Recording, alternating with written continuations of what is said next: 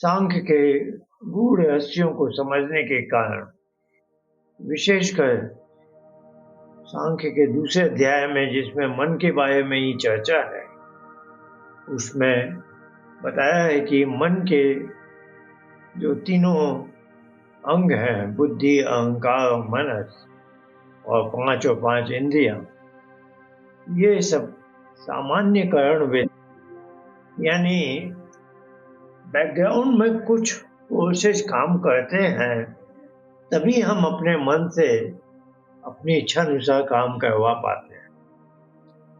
जिसको एक चीज है कि हमने चक्षु इंद्रिय से कुछ देखा, इसको इंद्रिय वृत्ति बोलते हैं। ये इंद्रिय प्रणाली के माध्यम से वह मनस अहंकार होकर बुद्धि तक पहुंचती है और बुद्धि वृत्ति बन जाती है।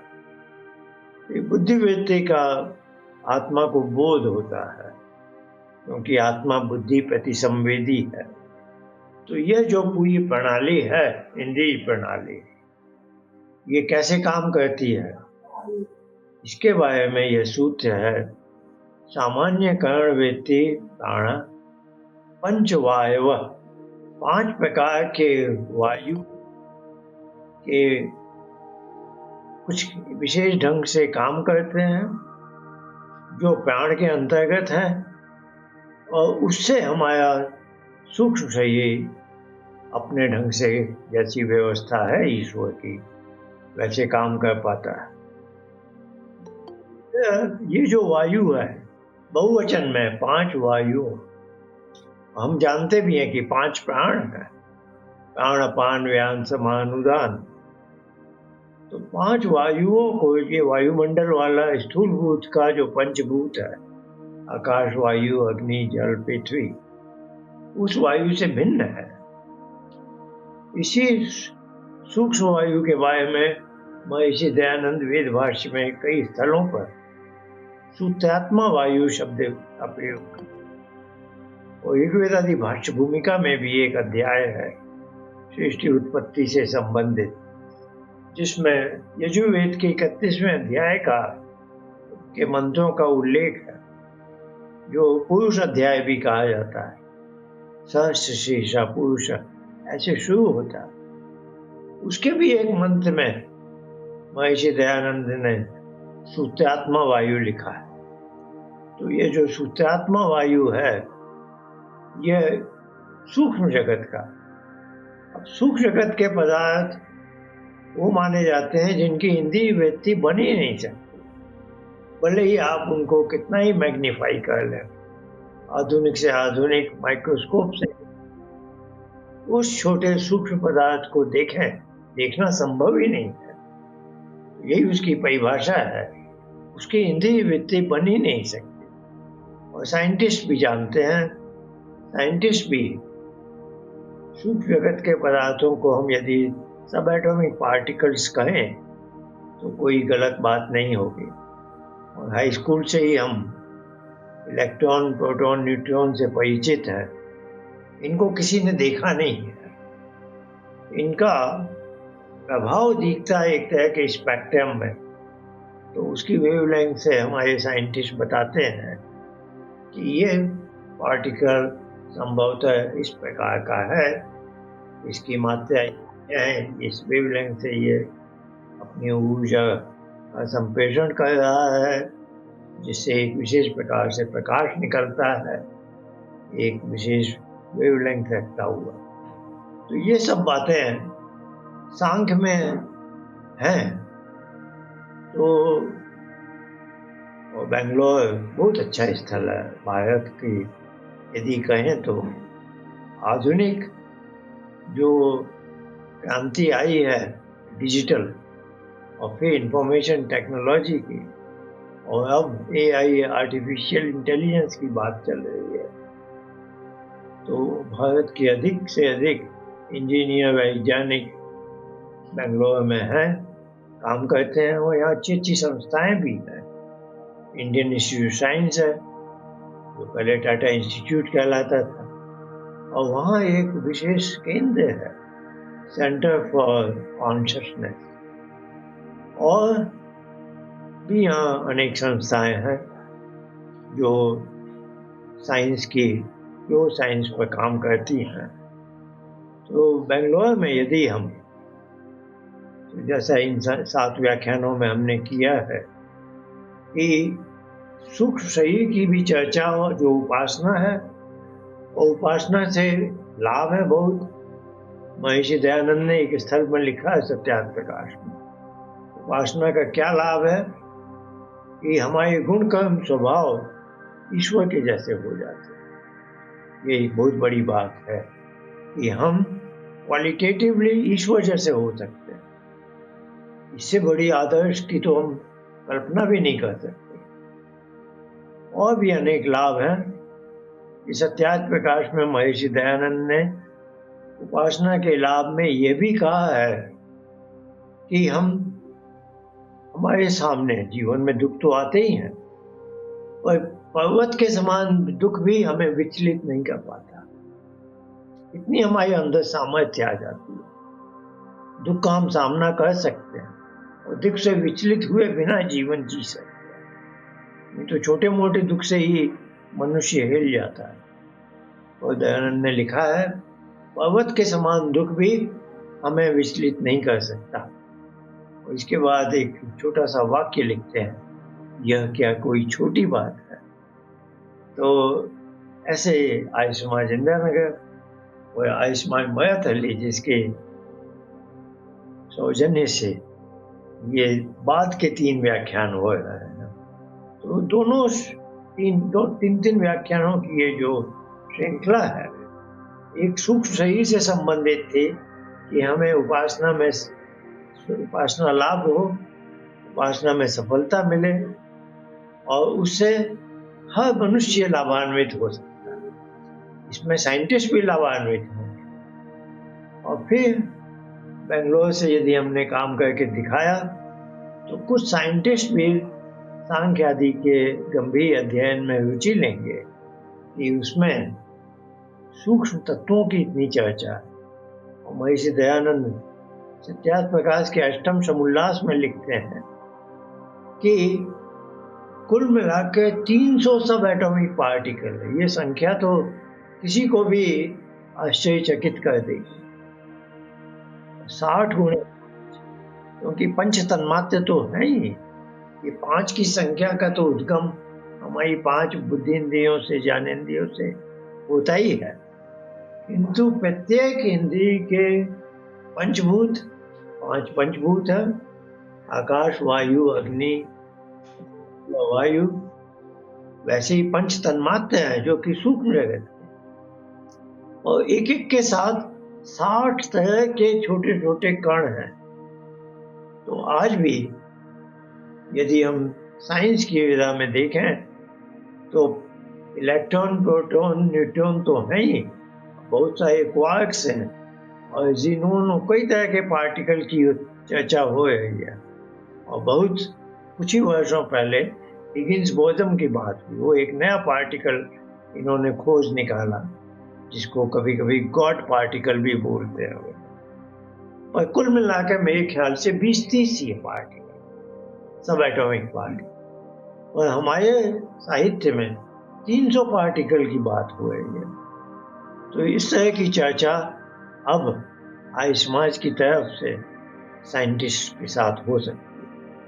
तो कल भी मैं साइंस, रिलीजन और धर्म पर जब चर्चा कर रहा था, महर्षि दयानंद का युग था जब वो विभिन्न मतावलंबियों के साथ, जो रिलीजन के रिप्रेजेंटेटिव हैं, ईसाई है, इस्लाम है, इन सब मतांतरों के प्रतिनिधियों से वार्तालाप करते थे।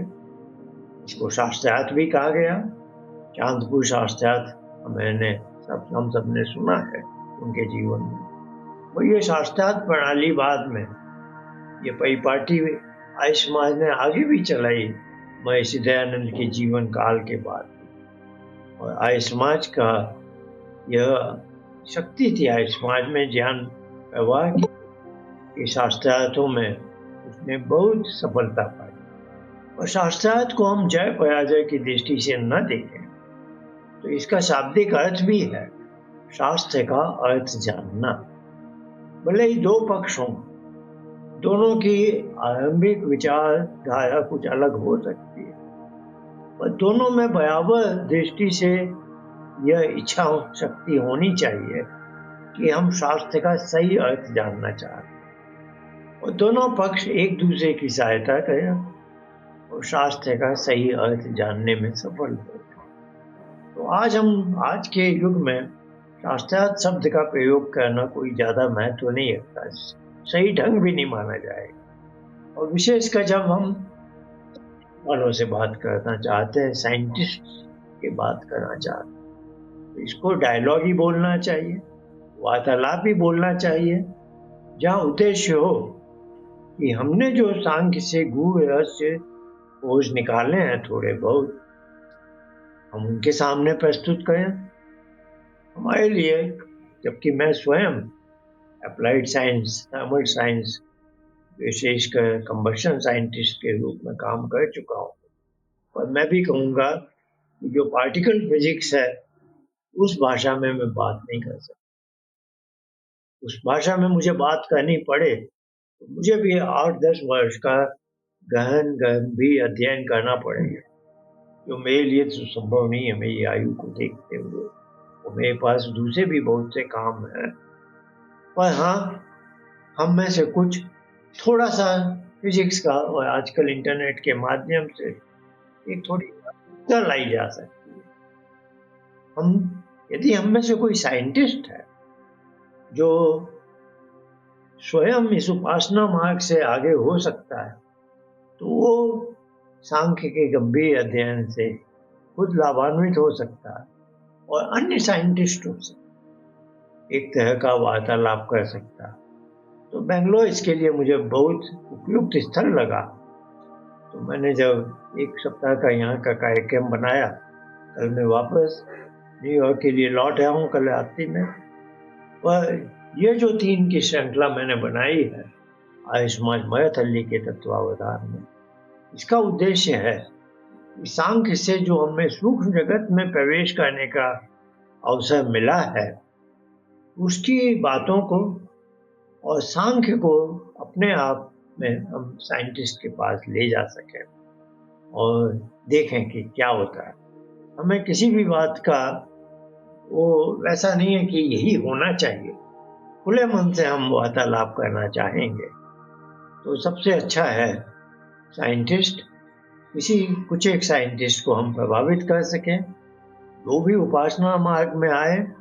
उपासना मार्ग में आने से यह लाभ होता है कि हम अपने आप में एक थोड़ा परिवर्तन देखते हैं और उस परिवर्तन से हमारा आत्मविश्वास बढ़ता है कि ऋषियों का ये संदेश अवश्य ही सबके लिए लाभकारी है।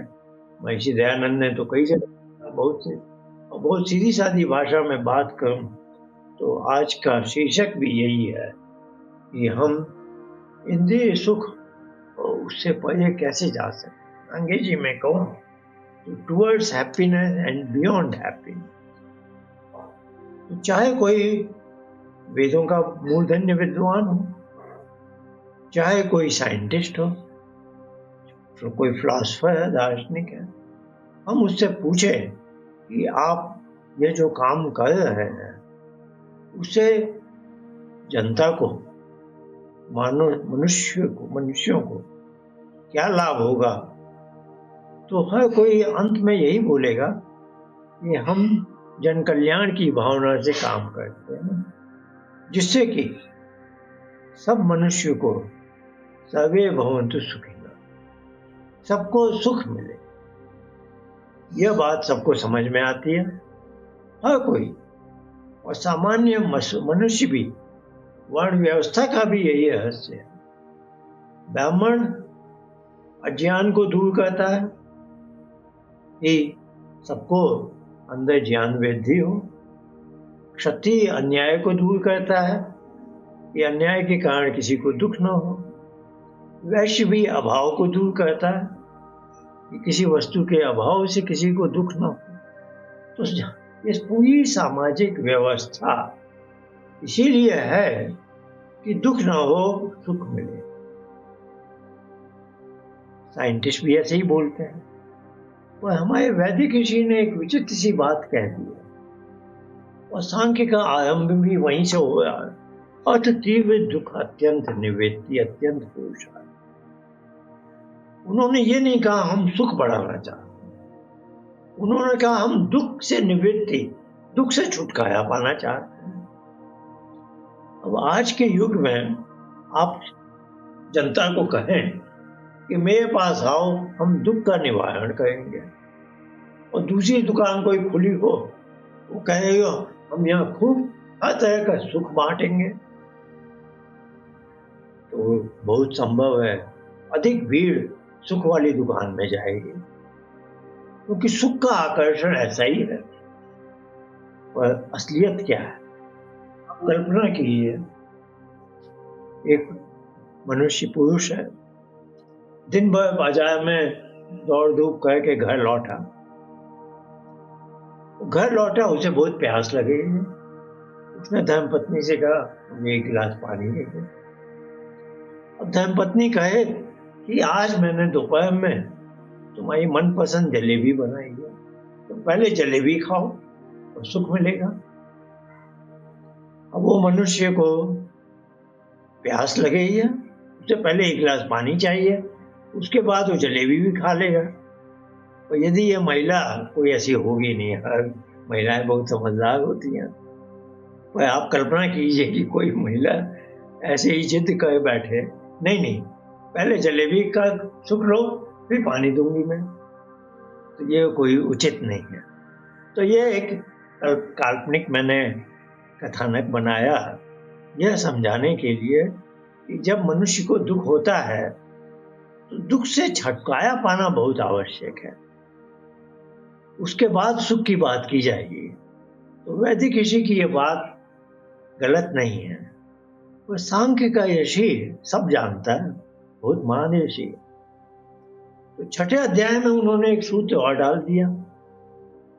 वो जानते हैं कि जनता को ये चीज बहुत आकर्षित नहीं करती, दुख हटाने की। और पतंजलि ने भी यही कहा दूसरे अध्याय में, एयम दुखम अनागतम। उनकी सारी फिलॉसफी का आधार ही है कि जो दुख आने वाला है, आसन्न है, उससे छुटकारा कैसे पाना है। तो एयम दुखम अनागतम की चर्चा करें तो वो तो कहते हैं पिछले दुख के बारे में सोचना ही मूर्खता है। ये भी एक बहुत बड़ा पाठ है, यदि हम इसको ग्रहण कर लें तो 50% दुख तो यहीं खत्म हो जाएंगे। क्योंकि ज्यादातर मनुष्य, सामान्य मनुष्य, पिछला दुख जो साल भर, 2 साल, 10 साल, 20 साल पहले आया, उसको याद करके होता है और आज दुखी हो रहा। पतंजलि ने तो एक झटके से जो पास्ट है उस दुख की तो विचार करना ही मूर्खता है, वो तो चला गया। अब आज उसका विचार करके क्यों दुखी होते हो, ये तो कोई बुद्धिमानी की बात नहीं। तो जो अनागत है, जो अभी तक आया नहीं है और आ सकता है, तो पहला तो ये है कि कुछ घंटों के बाद भूख लगेगी, सबको मालूम है। कुछ घंटों के बाद भूख लगेगी, और भूख का भी एक दुख होता है, उसके लिए कुछ प्रयत्न करो। भी बड़े बड़े दुख भी आते हैं, कभी क्या हो सकता है, कभी क्या हो सकता है। तो उस दुख की चर्चा करना का समय है बहुत अधिक। तो उन्होंने कहा, तो वही मैं सांख्य की छठे अध्याय की बात बताया कि वहां भी दुख के बारे में ही चर्चा है, लेकिन वो जानते हैं कि ये जो कॉमन मैन है इसको तो सुख से ही मतलब है। तो उन्होंने लिख दिया, एक सूत्र बनाया, सुख लाभ और अभावा। तुम्हें मेरा सांख्य दर्शन यदि इसलिए पसंद नहीं आता कि इसमें सुख प्राप्ति का अभाव है, सुख प्राप्ति की मैंने ज्यादा बात नहीं की है, तो यह ऐसा सोचना भी गलत है। क्योंकि मैंने जो अत्यंत पुरुषार्थ की चर्चा की है, पहला ही सूत्र है, अथ तीव्र दुख अत्यंत निवृत्ति अत्यंत पुरुषार्थ। तो जिस अत्यंत पुरुषार्थ को मैंने उपदेश दिया है, मैं नहीं बोल रहा हूँ, ये महर्षि कपिल बोल रहे हैं जिन्होंने सांख्य की रचना की है।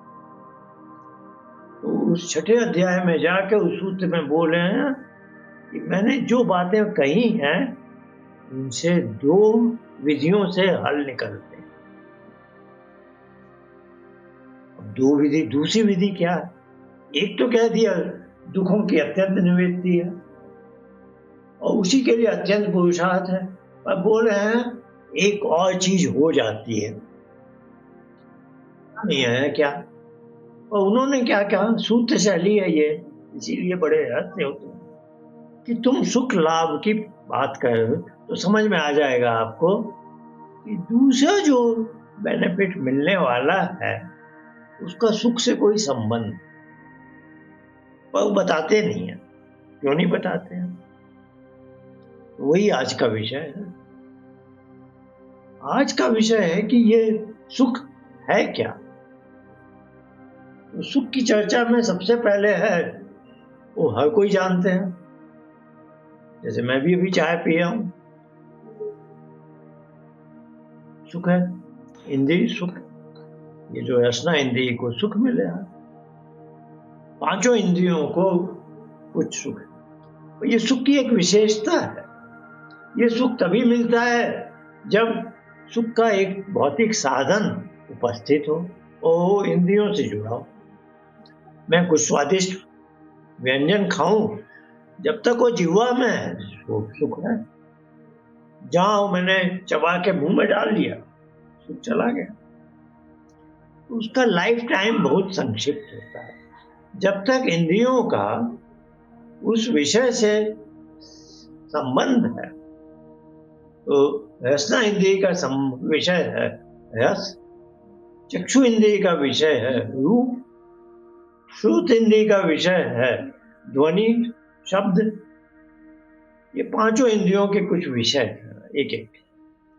जब तक इंद्रिय का उस विषय से संबंध है, तब ये इंद्रिय प्रणाली है जो बुद्धि तक पहुंचा देती है। बुद्धि तक उस विषय का ज्ञान प्राप्त किया है तो ज्ञान मिल गया, बोध हो गया ज्ञान का।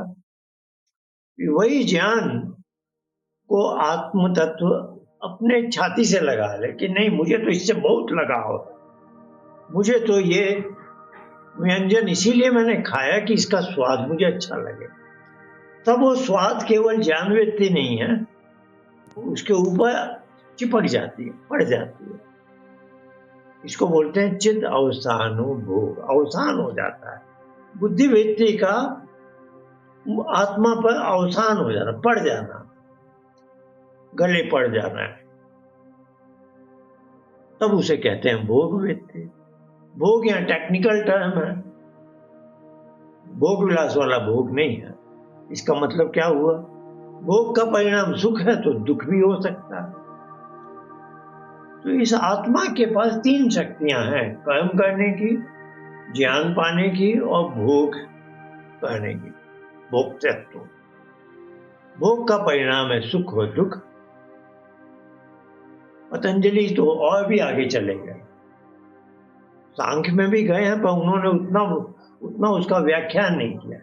उन्होंने भी कहा विद्या पंचय क्लिष्टा अक्लिष्टा।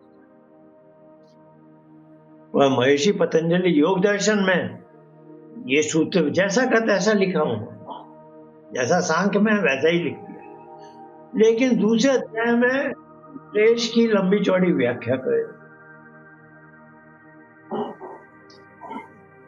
क्लेश में पहला गिना दिया अविद्या, और अविद्या में बता दिया कि नित्य पदार्थ को अनित्य पदार्थ को नित्य समझना, अशुचि को शुचि समझना। तीसरी बात बड़ी विचित्र कह दी, दुख को सुख समझना। दुख को सुख समझना अविद्या। तो उन्होंने तो सभी मनुष्यों को एकदम ही साइडलाइन कर दिया, क्योंकि हम जिस चीज को जब भी सुख समझे, पतंजलि बोल रहे हैं ये असल में दुख है, तुम इसको सुख मान रहे हो। तो पतंजलि ने तो एकदम ही दुख और सुख की एकदम गंगा ही बहा दिया अलग तरह से। हम उनको नकार तो नहीं सकते। और उन्होंने बाद में और भी अच्छे अच्छे सूत्र लिख के हमें समझाया है कि हम दुख को सुख कैसे मान लेते हैं, और इसीलिए हमारे जीवन में दुख बढ़ते ही जाते हैं। तो ये बात मैंने शुरू की है बहुत पहले से कि साइंटिस्ट क्या कह रहा है, साधारण लोग, ये नेता लोग भी जब वोट मांगने आते हैं सब बोलते हैं हम आपके सुख बढ़ा देंगे, और हमारे ऋषि क्या बोल रहे हैं कि सुख में दुखी है, और दुख से छुटकारा पाना हमारा उद्देश्य होना चाहिए, समझ होनी चाहिए। तो मैंने आपको कहा भोग का परिणाम है सुख और दुख। तो हमारे ऋषियों ने तो एकदम ही कि वही चोट मार दी कि ये जो बुद्धि वृत्ति है, ज्ञान वृत्ति है, यह जो भोग वृत्ति बनती है, हम ये ऐसा बनने ही नहीं देंगे। तो उन्होंने कहा कि पशु भी ऐसे ही जीते हैं, कर्म ज्ञान भोग की 3 शक्तियों के आधार पर मनुष्य भी ऐसे ही जीने लगता है, ये गलत बात है। तो उन्होंने कहा कर्म ज्ञान भोग से रास्ता पलटो और कर्म ज्ञान उपासना का रास्ता अपनाओ। उन्होंने इसके पीछे एक बड़ा जबरदस्त तर्क प्रस्तुत कर दिया। उन्होंने कहा कि कर्म ज्ञान भोग से आप जी रहे हैं, दिन में सुख भी आते हैं, दुख भी आते हैं, आप अपना निर्वाह करते हैं, कोशिश करते हैं दुख दूर हो जाए, सुख के नए नए साधन आए। सारी दुनिया ऐसे ही चल रही है। और कितना ही कोई स्मार्ट हो, कितना ही कोई धनवान हो, कोई व्यक्ति इस संसार में नहीं है वो कहेगा कि मेरे जीवन में दुख नहीं है, या कोई ऐसा कह सके कि मैंने तो इतना बढ़िया इंतजाम कर लिया है कि मेरे जीवन में दुख आ ही नहीं, कोई ऐसा कहेगा नहीं। कल को किसको स्ट्रोक हो जाए, कल को किसके हार्ट फेलियर हो जाए, कोई नहीं जानता, कोई नहीं कह सकता ऐसे, कोई समझदार व्यक्ति तो कह ही नहीं सकता। तो दुख तो बिना बिलाए आ जाते हैं। तो ऋषियों ने कहा कि कर्म ज्ञान और भोग के बदले 3 दिशा हमें अपनानी है, कर्म ज्ञान उपासना। और इस पर हम अभी पिछले कुछ 4 दिनों में बहुत सी बातें कर चुके हैं। तो मैं सीधे ये सांख्य और योग दर्शन जो उपासना के महान ग्रंथ हैं, इनका निचोड़ रखना चाहता हूं, ताकि ये जन सामान्य में इसकी प्रस्तुति हो सके और सबको पसंद आए। तो जनता सुख की भाषा ही समझती है, तो हम सुख की भाषा में ही बात करेंगे। और मैंने कहा कर्म ज्ञान भोग से कर्म ज्ञान उपासना में किसी को डालने के लिए हमें उसे कुछ बताना पड़ता है, नहीं तो उपासना में किसका मन लगेगा। तो हम कहते हैं कि 24 घंटे में एक अवधि ऐसी है जब आपको अच्छा बहुत लगता है और दुख नहीं होता। क्या है वो? तो हम जानते हैं वो गाढ़ी स्वप्न रहित नींद है। गाढ़ी स्वप्न रहित नींद, इसको उन्होंने, क्योंकि ऋषियों ने उस पर बहुत खोज की, तो उसका एक नाम भी दे दिया। अंग्रेजी में मैं जानता नहीं उसका क्या नाम है, तो हम यही बोल देते हैं डीप ड्रीमलेस स्लीप। लेकिन संस्कृत में एक नाम है जो उपनिषद में, वेद में, सब जगह है, सुषुप्ति, स्वापीति। वो जीवात्मा स्व में चला जाता है, अपनी गुफा में अंदर चला जाता है, अपने मन जो बुद्धि अहंकार मनस का वो है समूह, उससे अलग हो जाता है पूरा। और जब सुषुप्ति से मनुष्य बहुत नैसर्गिक ढंग से बाहर आए, किसी ने उसको जगाया ना हो, तब वो अपने आप कहते हैं तब सुख से सोया। अब उससे पूछे हम, तुम्हें सुख कैसा था तुम्हारा? उस सुख की जिसकी तुम बात कर रहे हो, अनुभूति। आज मेरा वार्तालाप हुआ हमारे आयुष्मान इंदिरा नगर के आचार्य डॉक्टर अरुण देवी जी, वो भी कह रहे थे, हमारी यही चर्चा हो गई, वो अनुभूति क्या है जब हम चित्त से अलग होकर ईश्वर की गोद में होते हैं तो असंप्रज्ञात समाधि में। तो ये अनुभूति की बात है। सुषुप्ति में क्या अनुभूति है, आपने भी देखा है, उसे पाया है। देखना और पाना शब्द यहाँ लागू नहीं होया। तो जो भी है अनुभूति तो है, आपको भी है, मुझे भी है। आप किसी को कैसे बताएंगे कि सुषुप्ति में कैसा लगता है? और हाँ, जो दुख अत्यंत निवेदती है, दुख नहीं होते उस समय दुख से आपका कोई नाता नहीं है। मेरा ऐसा विचार है, मैं डॉक्टर तो हूं नहीं, किसी का कोई असाध्य रोग भी हो और हम अस्पताल में उसे ले भी जाएं और समझिए उसे सुषुप्ति में नींद आ जाए, तो मेरे ख्याल से डॉक्टर भी उस समय बोलेगा अभी हमें इसके कुछ करने की जरूरत नहीं है, क्योंकि सुषुप्ति में ईश्वर कुछ कर रहा है इसको, उसमें हम बाधा नहीं डालेंगे। कोई बहुत वैसी बात है चलो जगा देंगे, लेकिन सुषुप्ति की बड़ी महिमा हर कोई जानता है। समाधि वो अलग चीज है, पर सुषुप्ति को हर मनुष्य जानता है। और सुषुप्ति को मैंने क्यों पकड़ा भी, क्योंकि सुषुप्ति में कोई कहे सुख है या नहीं है, सुख है तो आपको कैसा लगा, आप खुद तो बेसुध थे, आपको कैसे अनुभूति हुई, 50 तरह के प्रश्न उठ सकते हैं। पर एक बात सबको मालूम है, सुषुप्ति में मुझे दुख नहीं हुआ। सुख मिला या नहीं मुझे नहीं मालूम, सुख मिला तो मैं अनुभव कैसे, अनुभूति क्या थी, मैं व्यक्त नहीं कर सकता, व्यक्त करने लगूं तो कोई मुझे रोक टोक देगा। जब आपको अपनी सुध नहीं थी तो आपने सुख को अनुभव कैसे कर लिया? 50 तो एक ही बातें हों। और मैं सीधा साधा बोलूं कि सुषुप्ति में मुझे दुख नहीं था, इसको सब स्वीकार करें, इसमें कोई ज्यादा तर्क की कोई बात नहीं। तो ये आपको समझना होगा कि साइंटिस्ट सुख बढ़ाने के लिए बात कर रहा है, वो भी सही बात है, सर्वे भवन्तु सुखिनः की भावना। कॉमन मैन को बात अच्छी लगती है, अच्छी है भी। वैदिक ऋषि की बात सुनने में ज्यादा आकर्षक नहीं लगती है, वैदिक ऋषि सही बात बोल। तो मैं आज बताया था, हमारा वार्तालाप हो रहा था डॉक्टर अरुण देव जी, तब हमने कहा अनुभूति का नाम महर्षि दयानंद ने उसको एक तरह से वर्णन किया, क्या? परमेश्वर के आनंद स्वरूप भाव में मग्न हो जाना, महर्षि दयानंद ने लिखा। अब प्रश्न उठता है, सांख्य के ऋषि ने क्यों नहीं कह दिया कि अत्यंत दुख निवृत्ति और आनंद प्राप्ति? अब बताइए आप, उन्होंने क्यों नहीं लिख दिया? उन्होंने नहीं लिखा। अब कोई कहे कि भाई दयानंद ने गलत किया, यदि सांख्य वाले ने नहीं लिखा तो दयानंद, भाई दयानंद, हम आधुनिक काल में हम लोग सब अनपढ़, हमें कुछ भी मालूम नहीं, हमें समझाने के लिए लिख दिया। और अभी हम सांख्य के ऋषि की बात करते हैं, उन्होंने क्यों नहीं लिखा कि जो मैं अत्यंत पुरुषार्थ बोल रहा हूँ उसका उपदेश दे रहा हूँ? उन्होंने ये तो कहा टू फोल्ड बेनिफिट, द्वैविध्यात्, दो विधि से लाभ होंगे। एक विधि तो वही है दुख से अत्यंत निवृत्ति, और दूसरे का नाम नहीं लिया उन्होंने। क्यों नहीं लिया नाम? उन्होंने नाम इसलिए नहीं लिया कि जो वक्ता जो बोलता है ना, वो श्रोता को समझ में आना चाहिए। मैंने कहा ये कप है,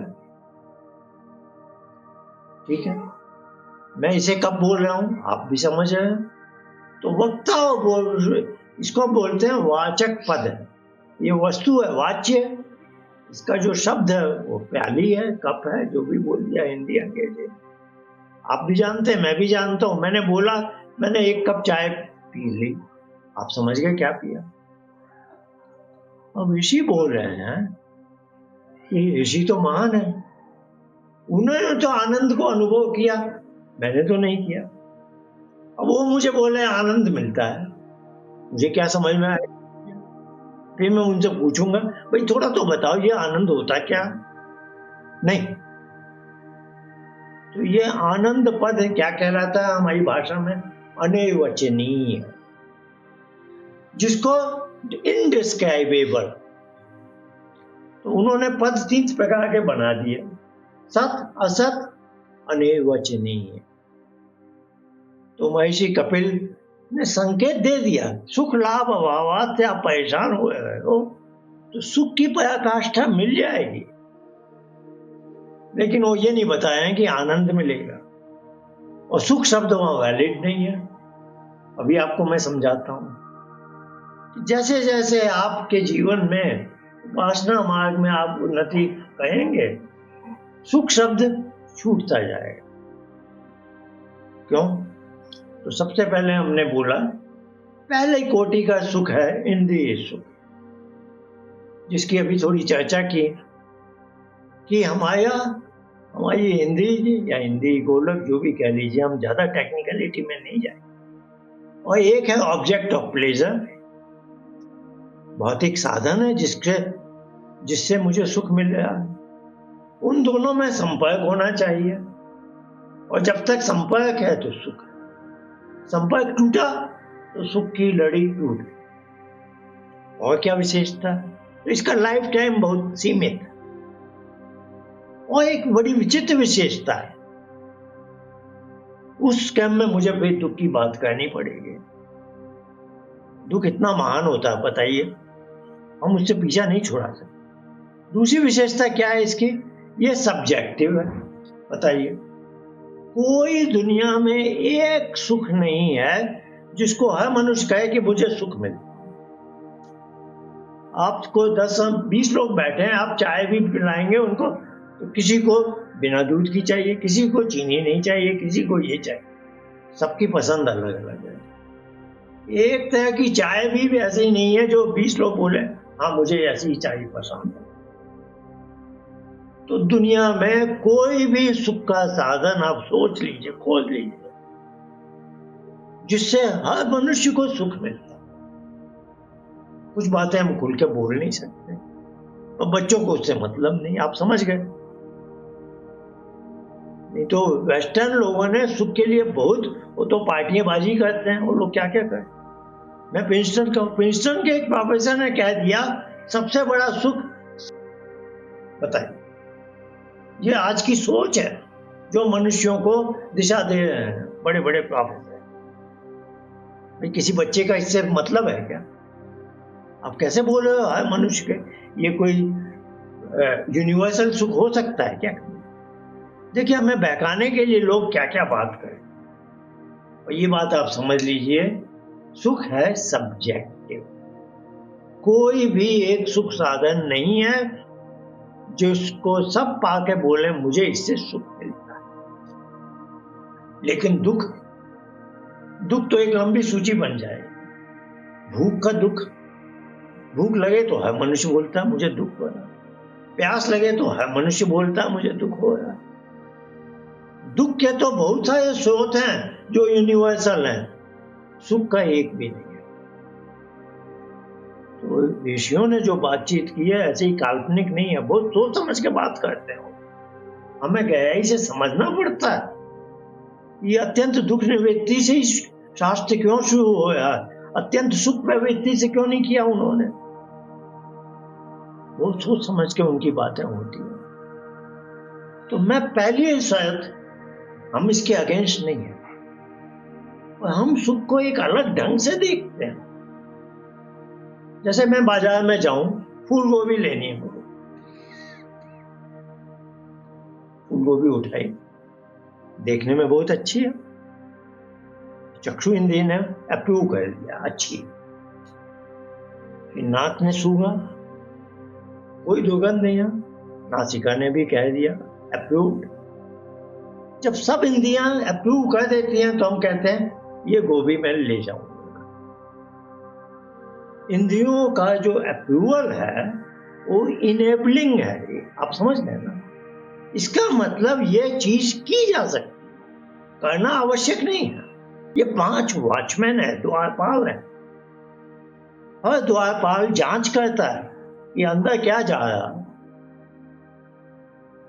सबको अपने स्वामी की सुरक्षा की चिंता है। जोर से आवाज आई, दिल्ली में विस्फोट हो गया अभी लाल किले के, जोर से आवाज आई, कान ने सुनी, कान अब श्रोत इंद्रिय स्वामी को बोले ये कोई वैसी अजीब सी घटना घटी है, देखो क्या हुआ। तो ये इंद्रियां हमारी सुरक्षा के लिए हैं, हमारे भले के लिए हैं। ये सुख दुख का चक्कर में हम फंसे हैं। असली काम इनका है अष्ट चक्र नव द्वार, ये द्वारपाल है।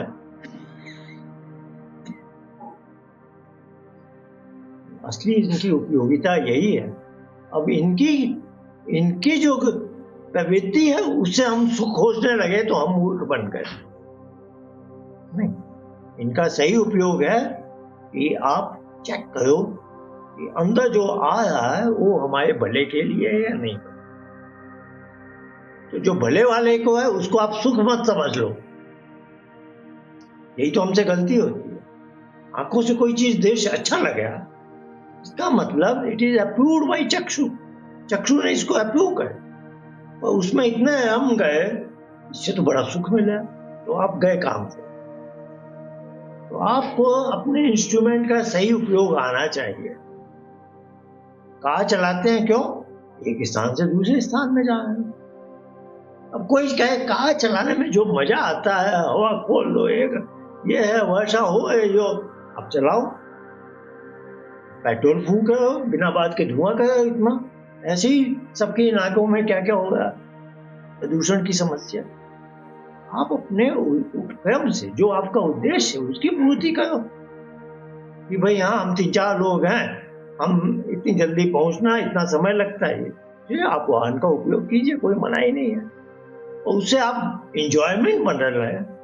तो कार बनाने वाले कंपनी, पेट्रोल बेचने वाले कंपनी, वो तो यही चाहेंगे आप खूब कार चलाओ, सुख पाओ, और आपको मूर्ख बना दिया लोगों ने कि आप कार का उपयोग बजाय वाहन के रूप में करने के आप तो सुख पाने के लिए करने लगे।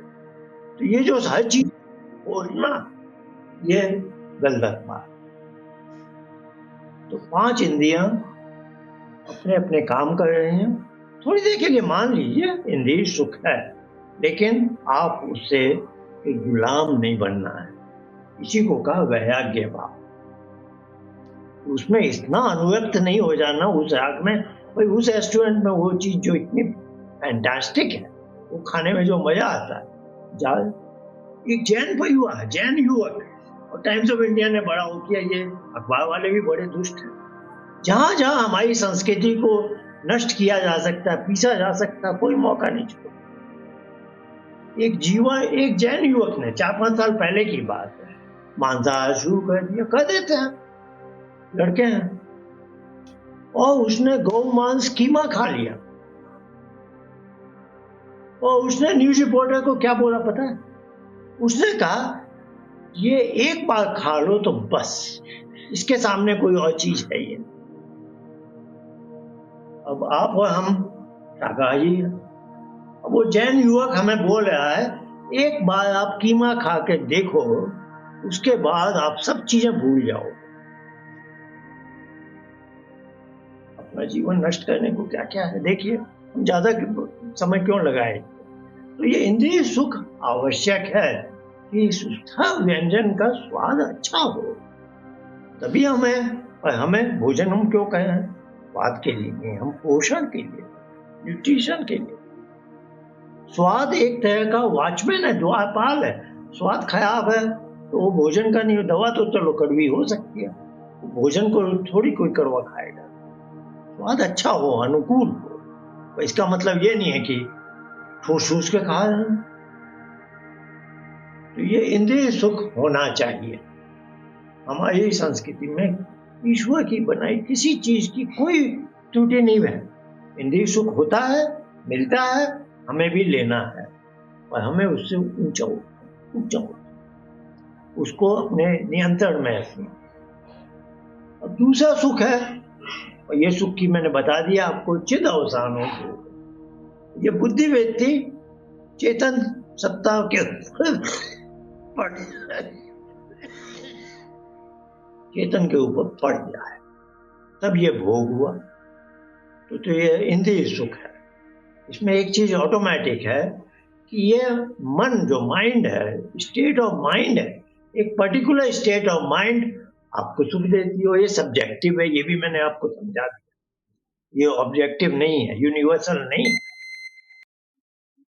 अब एक दूसरा सुख इसके ऊपर, इसको हम थोड़ी देर के लिए बोलेंगे अंग्रेजी में emotional state, emotional happiness. Hindi में बोलूंगा चित्त की प्रसन्नता। अब ये टेक्निकलिटी थोड़ी आ रही है, कोई बात नहीं,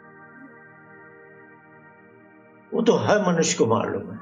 कोई कितना भी भौतिकवादी हो, कुछ तो थपेड़े लग जाते हैं जब उसको बैठकर सोचना पड़ता है। कोई सारा जीवन पैसा कमाने में ही लगा, लेकिन अचानक कुछ घटना घट जाती है, कहना नहीं चाहिए, ईश्वर न करे, परिवार में किसी को कैंसर हो गया, ऐसी अनहोनी ना हो, लेकिन ऐसी भी हो जाती है कि वो आदमी अब वो सोच रहा है कि मेरा करोड़ों रुपए जो कमाए ये सब भी लगा दूं तो भी मैं अपने इस प्रिय व्यक्ति का जीवन वापस नहीं ला। अब उसके ऊपर क्या बीतेगी, जिसने सारा जीवन पैसे कमाने में ही लगाया, अब अचानक उसको पता चल रहा है ये सारा पैसा मिलकर उस व्यक्ति का स्वास्थ्य लाभ नहीं करा। थपेड़े आते हैं तब सबको पता चल जाता है यो सेकेंड लेयर ज्यादा महत्वपूर्ण, इमोशनल हैप्पीनेस, चित्त की प्रसन्नता, मन की शांति। इसकी क्या विशेषता है, इसमें इंद्रियों का ज्यादा व्यवहार नहीं है।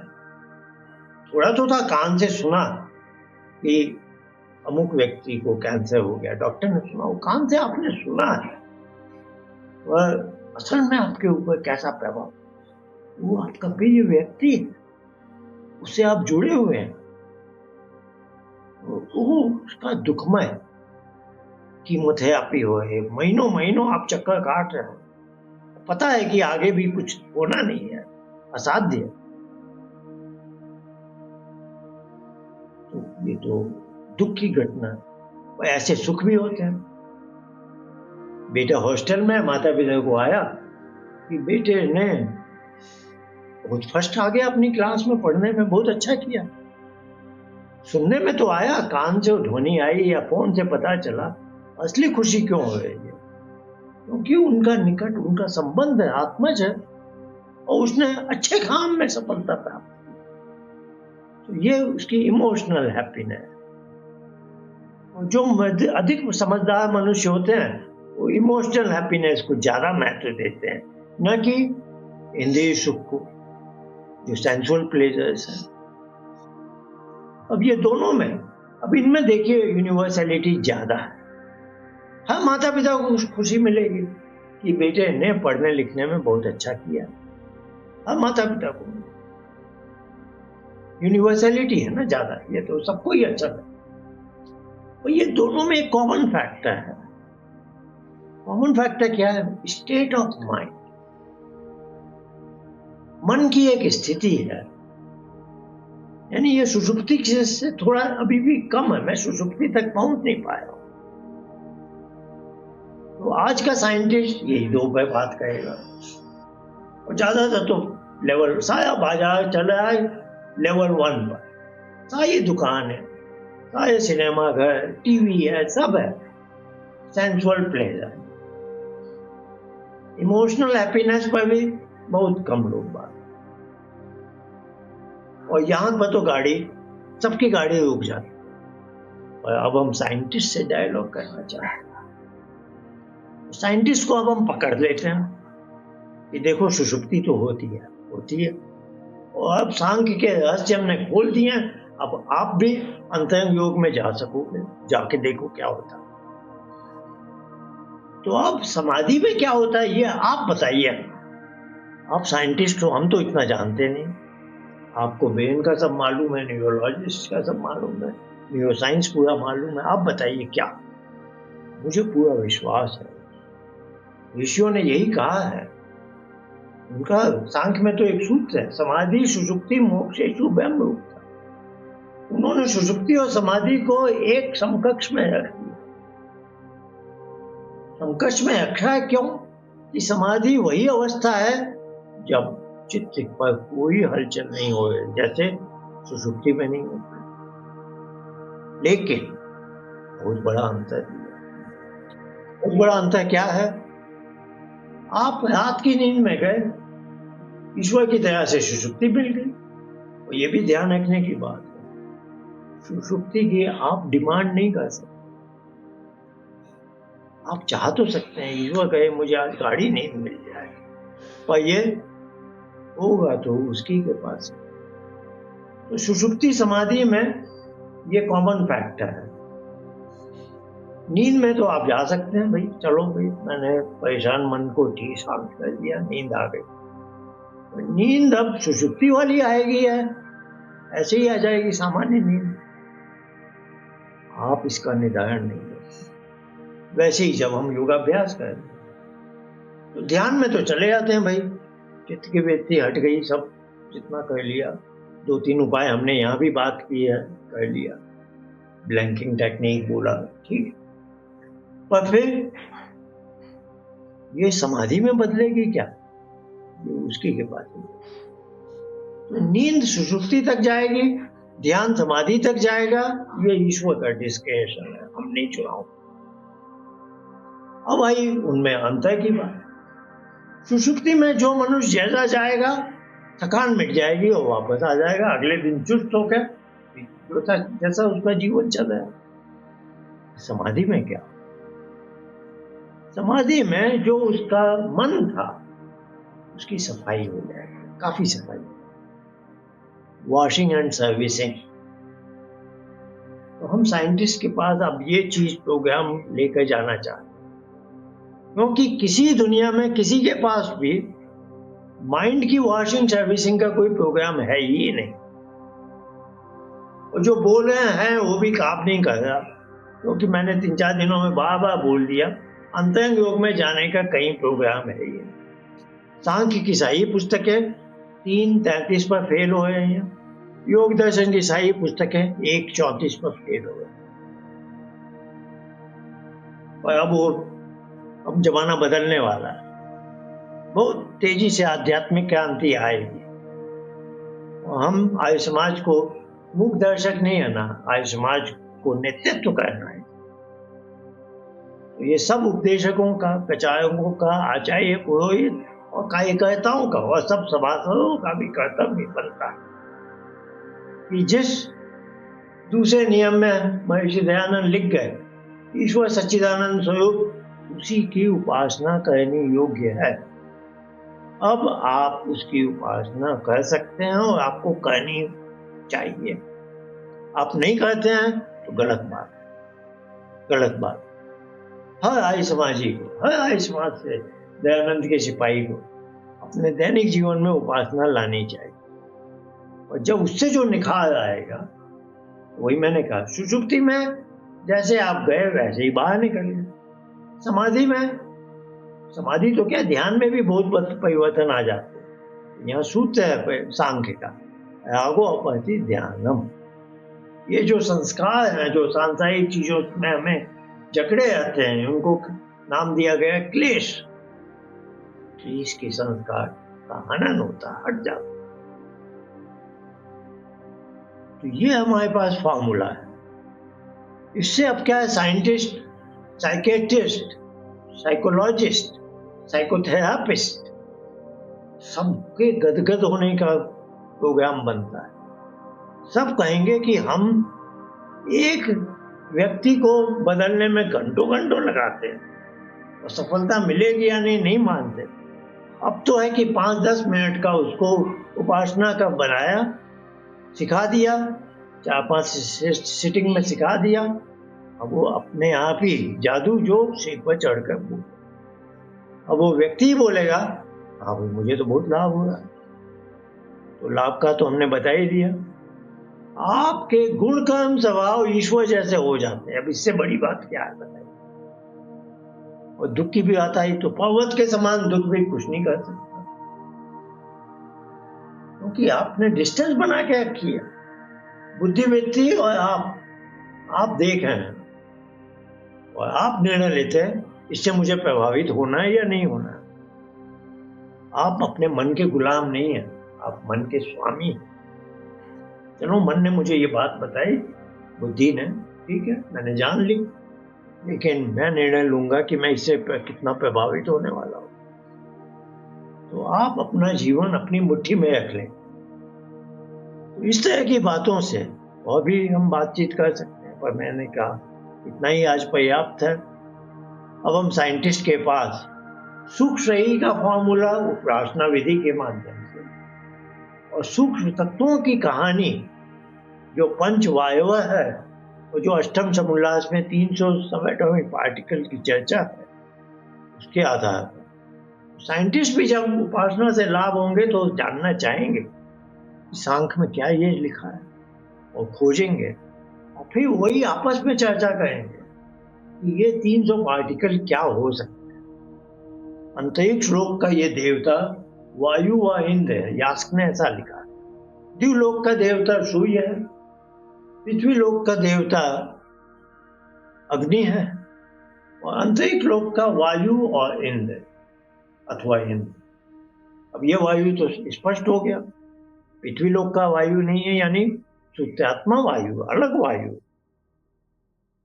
तो यास की जो बात है और ये सांख्य का जो हम उसके अंदर पहुंचने की सामर्थ्य है, इन सब से लाभान्वित होकर अभी देखियो 3 का टेबल सब जगह है। अब हम हवन करते हैं अग्निहोत्र, ओम भूअग्नये स्वाहा, ओम भूर्भुवः, ओम भूअग्नये प्राणाय स्वाहा। तो भू के साथ अग्नि और प्राण, भूर्भुवः अपानाय स्वाहा, भूअ वायु अपान, स्वादित्याय व्यानाय स्वाहा, स्व आदित्य व्यान। ये 3 का जो 3 लोक में 3 तरह के देवता हैं, जो मैंने यास का स्टेटमेंट बताया, जो हम हवन में जो मंत्र का उपयोग कर रहे हैं, इन सब का रहस्य। दयानंद तो बहुत बड़ी बात कह दी शुरू में। उस परमात्मा का निज नाम ओम है और मकार। तो ये 3 की जो कहानी है पूरी है, अब हम धीरे धीरे उसको समझ सकते हैं, उससे साइंटिस्ट के साथ चर्चा कर सकते हैं। चाहे साइंटिस्ट तो फिजिसिस्ट भी है, एस्ट्रोफिजिसिस्ट भी है, पता नहीं कहाँ कहाँ की क्या सोच है। तो अंतरिक्ष लोक का यह शुद्धात्मा वायु क्या है, सूर्य का प्रकाश यहाँ कैसे आ जाता है, रेडिएटिव हीट ट्रांसफर बोले या जो भी बोले, और ये लाइट को ये क्लस्टर ऑफ पार्टिकल्स फोटोन बोल रहे हैं, इलेक्ट्रोमैग्नेटिक वेव बोल, दोनों मिलकर एक निष्कर्ष पर पहुंच सकते हैं। हमें भी लाभ होगा, साइंटिस्ट को भी लाभ होगा, और सारी जगत का कल्याण होगा। बहुत धन्यवाद। किसी को कोई प्रश्न हो तो अभी हम उठा सकते हैं, नहीं तो पहले मैं भूल नहीं करना चाहता, मैंने वचन दिया हुआ है कि हर सत्य में, हर व्याख्यान में कम से कम 4 मिनट का हम अभ्यास करेंगे ध्यान का, और कल समापन है तो वहाँ हम संध्योपासना का अभ्यास करेंगे। कल का सेशन आयुष्मान भारत दिल्ली में होना, हाइब्रिड होना है, तो ऑनलाइन भी होगा और जो वहाँ उपस्थित होंगे वो भी होगा। तो आज मैं छोटा सा, ज़्यादा नहीं, 3 मिनट का अभ्यास करना चाहता हूँ। तो पहले मैं ब्लैंकिंग, कोई नहीं आए, पहली बार आए हो, तो जो सो कॉल्ड ब्लैंकिंग टेक्निक है, जिसके माध्यम से हम धारणा में प्रवेश करते हैं, उसका मैं थोड़ा आपको वर्णन करके बताना चाहता हूँ। इसका आधार है सांख्य का 3 अध्याय का 33वां और योग दर्शन का 1 अध्याय का 34वां सूत्र है। सांख्य में निरोध क्षयति विधारण अभ्याम, निरोध यानी श्वास प्रश्वास की जो गति चल रही है, जो ऑटोमेटिक है, प्राण, जैसे अभी मैं बोल रहा था, आप सुन रहे थे, हमें इस बात का ध्यान नहीं था कि सांस चले या नहीं, और वो चल रही थी। और सुषुप्ति में भी सांस चलती है, तो बैकग्राउंड में ईश्वर चलाता है, इसीलिए उसका नाम प्राण है, ईश्वर का भी नाम प्राण है। तो यह जो एक श्वास प्रक्रिया है जो चले तो मैं शरीर का उपयोग कर, वो बंद हो जाए तो मुझे शरीर छोड़ना पड़े। तो यह बहुत बेसिक चीज है बेसिक चीज परमात्मा ने अपने हाथ में रखी ताकि कहीं हम सांस लेना ही ना भूल जाए। तो ये सब ईश्वर की व्यवस्था बहुत अच्छी तरह से बनी हुई है। यहाँ 3 पद है, निरोध, छदन, विधारणा। निरोध क्या है? श्वास प्रश्वास की गति का निरोध करना। फिर छदन, मूलाधार से वायु को नासिका छिद्रों के माध्यम से बाहर फेंकना। फिर ध्यान रखने की बात, जब ये क्रिया पूरी हो जाए उस क्षण तुरंत अपने मन को यहाँ टिका लें, मूर्धा में, जहाँ पर आत्म तत्व और उसका सुख शरीर बैठा हुआ है, मूर्धा। तो मन को यहाँ टिकाया, जहाँ आपका छदन समाप्त हो, मूर्धा पर अपने मन को टिका लिया। श्वास के बारे में चिंता नहीं की कि अब श्वास लेगा कौन, बॉडी का जो ऑटोमेटेड फंक्शन है वो ऑटोमेटिक चलेगा।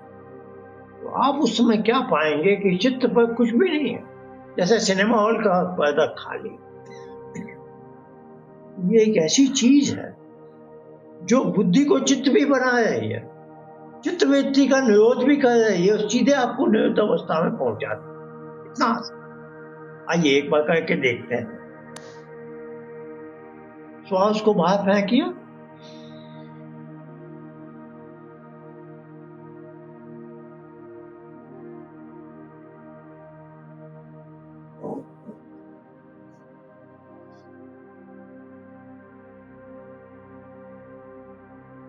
पूरा विश्वास है आप में से अधिकांश लोग श्वास को बाहर फेंकने के बाद जैसे आपने मन को यहाँ टिकाया, आपने कैसा कुछ देखा जैसे कि सुषुप्ति की अवस्था। हाँ, थोड़ी देर बाद चित्त पर कुछ आ सकता है, आ जाए तो किया, इसको हम ब्लैंकिंग टेक्निक बोल रहे हैं। अब एक और ब्लैंकिंग टेक्निक, क्योंकि दो से भी अधिक तरीके हो सकते हैं, हम 2 तरीके बताते हैं। दूसरा तरीका जो महर्षि दयानंद ने ऋग्वेदादि भाष्य भूमिका के उपासना विषय अध्याय में लिखा है और जिसका आधार है पतंजलि के पहले अध्याय का 27-28वां सूत्र, जो ईश्वर परिधान के अंतर्गत आता है। कहते हैं तस्य वाचक प्रणव तज्जपस् तद्भाव। प्रणव ध्वनि क्या है? ये तो वाचिक है, तो मानसिक बना के बोलेंगे, मन ही मन में बोलेंगे। मन में बोलना तो क्या, होठ भी नहीं हिलेंगे, मन ही मन इसका जप, ये ध्वनि का। तो इस तरीके से भी हम अपने चित्त को हटा सकते हैं, क्योंकि चित्त जब ओंकार जप में लग गया तो चित्त अब दूसरी कोई चीज तो लाएगा ही नहीं, ला ही नहीं सकता। वो तो एक समय में एक ही काम कर सकता है। तो ब्लैंकिंग टेक्निक ये वाली जो नंबर 2 है, ये भी जादू की तरह काम करे। तो आपके पास 2 उपाय हैं, आप जैसा चाहें वैसा। जैसे ईश्वर से लगाव है तो ओंकार जप कीजिए, आपको इसमें तरीका है निरोध छदन विधारणा अभ्याम में श्वास को बाहर फेंक कर मन को यहाँ टिका कर चित्त की युक्त अवस्था को प्राप्त करना। आपके पास दोनों विकल्प। 4 मिनट का टाइमर लगाया हूँ और मेरी आप सबसे हाथ जोड़कर विनती है कि इसका आप दैनिक जीवन में 2 बार नहीं तो प्रतिदिन 1 बार अवश्य इसका प्रयोग करें। और यदि आप संध्या करते हैं तो जो संध्या के मंत्र पाठ है, ओम शन्नो देवी से गायत्री मंत्र, तो गायत्री मंत्र के बाद ये उपासना का मॉड्यूल है। ये मैं 4 मिनट का टाइमर लगा के, तो आप जान गए हम 3 बार 4 मिनट का शुरू हो चुका है, हम 3 बार वाचिक प्रणव जप कहेंगे जैसे मैं कह रहा हूँ। इससे अधिक लंबा न खींचे, कुछ लोग बहुत गलत ढंग से भी करते हैं। इसकी ध्वनि नाभि से हृदय तक, हृदय से कंठ, कंठ से ओठ, ये प्लुत ध्वनि। आइए 3 बार ओंकार जप, उसके बाद आपका चित्त एकदम ब्लैंक है, चित्त पर कुछ आ जाए तो 2 तरीकों में, 2 ब्लैंकिंग टेक्निक्स में से किसी एक का भी उपयोग करके उसको हटाइए और सुषुप्ति जैसी अवस्था को अधिक से अधिक अवधि तक प्राप्त आइए। 3 बार वाचिक जप।